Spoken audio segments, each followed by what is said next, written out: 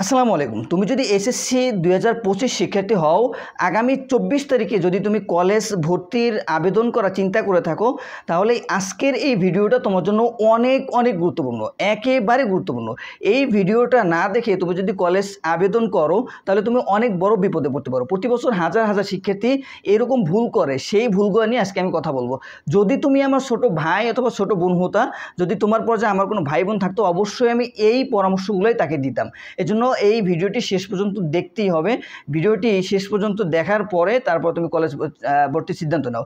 তোমরা এখনো অনেক শিক্ষার্থী আছে যারা এখনো পর্যন্ত সিদ্ধান্ত নিতেই পারো না যে তুমি কোন কলেজে আসলে আবেদন করবা। একটা কলেজ ভালো লাগে, দুইটা কলেজ ভালো লাগে, কিন্তু সিদ্ধান্ত নিতে পারতেছো না যে কোনটাকে 1 নাম্বার দিবা, কোনটাকে 2 নাম্বার দিবা। আজকের এই 5টি পরামর্শ শোনার পরে তুমি একেবারে বাস্তবে ওইটা ফিল করতে পারবা। এরপরে তুমি ইজিলি সিদ্ধান্ত নিতে পারবা যে কোন কলেজ তোমার জন্য বেস্ট। তাহলে চলো কথা না বাড়িয়ে ভিডিওটি শুরু করা যাক। যদি তুমি চ্যানেল নতুন হয়ে থাকো, তাহলে অবশ্যই চ্যানেলটি সাবস্ক্রাইব করে রাখবে, কেননা আগামীতে কিন্তু তোমাদের অনেক কাজে লাগবে, অনেক অনেক ভিডিও তোমাদের দরকার হবে, অনেক অনেক তথ্য তোমাদের দরকার হবে। সেক্ষেত্রে আমি তোমাদের সাথেই আছি, চ্যানেলটিকে সাবস্ক্রাইব করে রাখুন। তো যাই হোক, প্রথমে আমি যে বিষয়টা তোমাদেরকে বলবো সেটা হচ্ছে, 1 নম্বরে তোমার দেখতে হবে তোমার রেজাল্টের সাথে তুমি যেই কলেজে আবেদন করতে চাও ওই কলেজের যেই শিক্ষক যে যোগ্যতা লাগে ওইটার সাথে ম্যাচিং আসে কিনা। যে একটা কলেজে তুমি পছন্দ করে রাখছো, ওই কলেজে দেখা যেতেছে যে বিজ্ঞান বিভাগ থেকে A+-এর নিচে আবেদনই করা যায় না, কিন্তু তোমার রেজাল্ট A+ না, তুমি A+-এর নিচে আসো। তো সেক্ষেত্রে তো তোমার ওই কলেজ নিয়ে আশা করার কিছু নেই, ওই কলেজ নিয়ে স্বপ্ন দেখার কিছু নেই।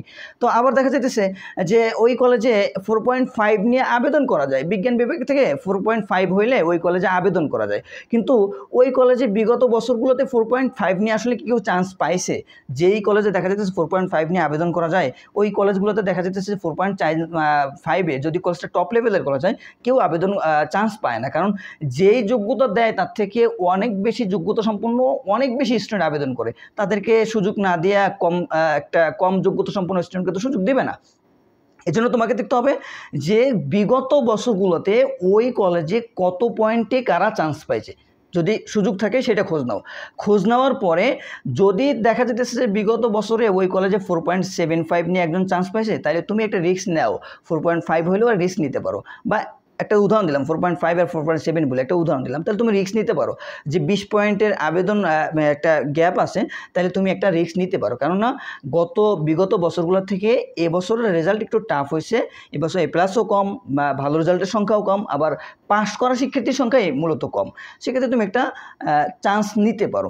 কিন্তু যদি দেখা যাচ্ছে যে অনেক বেশি ডিফারেন্স হয়, তাহলে চান্স নেওয়ার কোনো দরকার নেই। এইটা বাদ দিয়ে তুমি অন্য একটা খোঁজো, তোমার অন্য একটা পছন্দ খোঁজো, তাহলে ওইটার দিকে মন দাও, ওইটা দিলে কাজ হবে। তাহলে প্রথমত যেটা বললাম, তোমার রেজাল্টের সাথে তোমার কলেজে চান্স পাওয়ার সম্ভাবনা কত।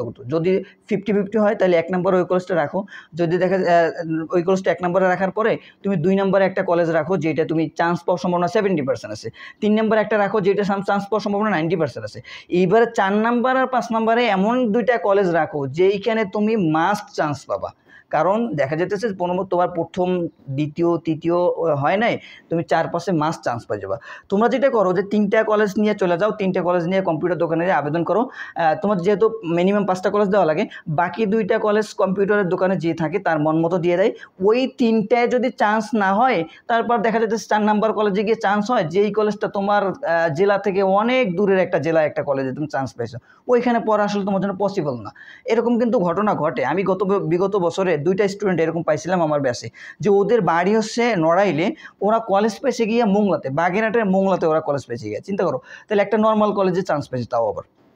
এজন্য এই বিষয়টা তোমাদের খেয়াল রাখতে হবে যে তোমরা একেবারে চয়েস লিস্টটা তোমার মেরিট অনুযায়ী, তোমার মেধা অনুযায়ী চয়েস লিস্টটা সাজাও। অন্তত 3-4টা কলেজ 4-5 নম্বরের দিকে কলেজগুলো রাখবা যেখানে তুমি একেবারে 100% চান্স পাবা, প্রথম কথা। দ্বিতীয় কথা হচ্ছে তোমার বাসা থেকে কলেজের দূরত্ব। এটা কিন্তু অনেক অনেক গুরুত্বপূর্ণ। তোমরা প্রথমত এটাকে খুব বেশি গুরুত্বপূর্ণ মনে নাও করতে পারো, যে তোমার বাসা থেকে তোমার কলেজে যাইতে যদি 2 ঘন্টা সময় লাগে, আবার আসতে যদি 2 ঘন্টা সময় লাগে, তোমার নিয়মিত ক্লাস করতে হবে। তাহলে তুমি চিন্তা করো, 2টা বছর তোমাকে প্রতিদিন 4 ঘন্টা একদম ওয়েস্ট করতে হবে পথের ভিতরে। গাড়ি ভাড়ার টাকা যাবে, সময় যাবে। ওই সময়টা যদি তুমি বাসায় বসে পড়াশোনা করো, ওই টাকা দিয়ে যদি তুমি একজন ভালো শিক্ষকের কাছে দেখা যেতে তোমার গুরুত্বপূর্ণ সাবজেক্টগুলো পড়ো, তাহলে কিন্তু তোমার রেজাল্ট এমনিতেই ভালো হয়ে যাবে। এজন্য বাসা থেকে দূরের কলেজে একেবারে না যাওয়ার চেষ্টা করবা। যদি বাসার আশেপাশের কলেজগুলো একেবারে নর্মাল হয় সে কথা ভিন্ন, কিন্তু তোমার দেখা যাচ্ছে বাসার আশেপাশের কলেজগুলো মোটামুটি, কিন্তু তুমি ওই কলেজ চান্স বাদ দিয়া একটা ওর থেকে একটু ভালো কলেজের জন্য 2 ঘন্টার পথ পাড়ি দিতেছো, বন্ধু বান্ধবের জন্য 2 ঘন্টা পথ পাড়ি দিতেছো, এটা একেবারে ফাও। আরেকটা কথা হচ্ছে বন্ধু বান্ধবের জন্য কখনো কোনো কলেজ চয়েস দিবা না, কারণ তুমি যদি কলেজে চান্স পাও ওইখানে তোমার এমনিতেই বন্ধু তৈরি হবে। তাহলে 2 নম্বর পয়েন্ট যেটা বললাম সেটা হচ্ছে বাসা থেকে কলেজের দূরত্ব মাস্ট বি খেয়াল করতে হবে। এটা খেয়াল না করলে তোমাকে আগামী 2 বছর পস্তাইতে হবে। এখন আবেগে করবা, পরে তখন আবেগ কাজ করছিল, বিবেক কাজ করে না, এটা বলে কিন্তু তখন কোনো লাভ হবে না। 3 নম্বরে যেটা দেখবা, তুমি যেই গ্রুপের স্টুডেন্ট ওই গ্রুপে ওই কলেজের সুযোগ সুবিধা কেমন। তুমি দেখা যাচ্ছে সাধারণ মানবিক বিভাগের শিক্ষার্থী, তুমি যেই কলেজে আবেদন করতে চাইতেছো ওই কলেজটা বিজ্ঞানের জন্য বেস্ট, ওই কলেজে মানবিকের সিট মাত্র 150 200, সেক্ষেত্রে তুমি চান্সও নাও পাইতে পারো, আবার চান্স পাইলে তোমার পড়াশোনা ওই লেভেলে নাও হইতে পারে। আবার দেখা যাচ্ছে তুমি বিজ্ঞানের স্টুডেন্ট, মানবিকের জন্য একটা কলেজ ভালো বা ব্যবসা শিক্ষার জন্য একটা কলেজ ভালো, সেইখানে তুমি আবেদন করছো। এখন তোমার ওইখানে যাই দেখলে যে তোমার ওইখানে বাধ্যতামূলক গ্রুপ সাবজেক্ট দেখা যেতেছে, হয় বায়োলজি পড়তে হবে, না হয় হায়ার ম্যাথ পড়তে হবে, বাধ্যতামূলক। কলেজে কিন্তু এরকম সিস্টেম আছে অনেক কলেজে যে বাধ্যতামূলক এই সাবজেক্ট পড়তে হবে, কারণ তাদের অন্য সাবজেক্টের টিচার নেই বা সিস্টেম নেই। তোমার স্বপ্ন কিন্তু সেই ক্ষেত্রে নষ্ট হইতে পারে। এই জন্য দেখবা তোমার গ্রুপের জন্য তোমার চয়েস করা কলেজটা বেস্ট কিনা, ওইটা তোমার গ্রুপের জন্য ঠিক আছে কিনা। ওভারঅল কলেজটা তো ভালো হইতে হবে, কিন্তু তোমার গ্রুপের জন্য আরও ভালো হইতে হবে। ওভারঅল কলেজটা যদি একটু খারাপ হয় কিন্তু তোমার গ্রুপের জন্য যদি ভালো হয় তাইলে এটা ঠিক আছে।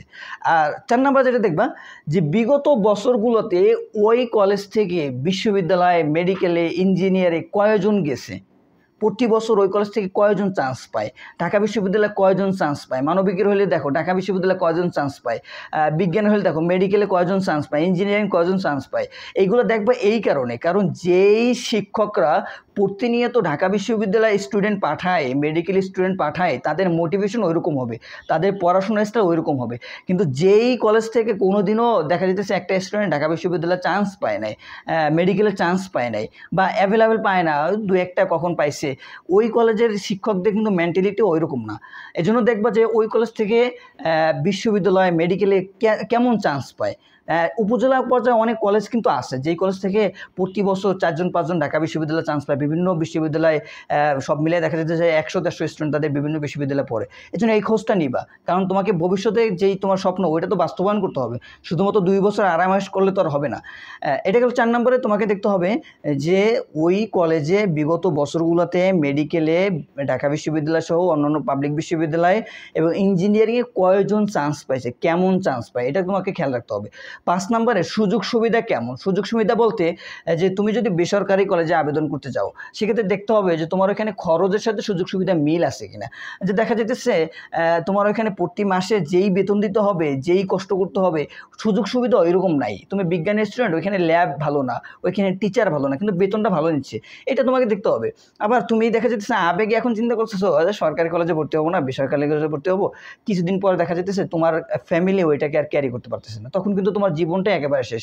আমি একটা স্টুডেন্ট এখনও চিনি, এখনও আমার সাথে দেখা হয়, স্টুডেন্টটা এরকম ভাব দেখাইয়া, আমি বলবো ভাব দেখাইয়াই, পুরো ভাব দেখাইয়া ও সরকারি কলেজে ভর্তি না হইয়া একটা বেসরকারি কলেজে গিয়ে ভর্তি হয়েছে। প্রথম কয়েকদিন মৌজ মাস্তি করে চলছে, ভালো চলছে, এরপর ওর বাপ অসুস্থ হয়ে পড়ছে, এখন ওর পড়াশোনা একেবারে প্রায় বন্ধ। দেখা যেতেছে একটা সরকারি কলেজে তুমি 2 বছরে সব মিলিয়ে তোমার 15-20 হাজার টাকা খরচ হবে না। ওইখানে একটা বেসরকারি কলেজে তুমি যদি পড়ো দেখা যাচ্ছে কত খরচ হবে কোনো শেষ নেই, 2 লাখ টাকা 3 লাখ টাকা খরচ হয়ে যাবে। এই জন্য তোমাকে আগে হিসাব করতে হবে যে তোমার এইটা ট্যাকেল দেওয়ার মতো ব্যাকগ্রাউন্ড তোমার আছে কিনা। একটা ভরসা নিয়ে কখনো কোনো কলেজে আবেদন করবো না। তো যাই হোক, এই 5টা বিষয় যদি তোমরা মাথায় রেখে কলেজ আবেদন করতে পারো, আশা করা যায় যে তোমরা তোমাদের পছন্দ কলেজ পাবা এবং তোমরা আগামী 2 বছর সেখানে ভালো থেকে একটা উজ্জ্বল ক্যারিয়ার করতে পারবা। তো যাই হোক, ভিডিওটি ভালো লাগলে অবশ্যই একটা লাইক করবে এবং কমেন্ট করবে, কোন বিষয়ে ভিডিও পেতে চাও সেই কমেন্টটা জানিয়ে দেবে এবং চ্যানেলটা নতুন হলে অবশ্যই সাবস্ক্রাইব করে রাখবে। দেখা হবে পরের ভিডিওতে। আল্লাহ হাফেজ।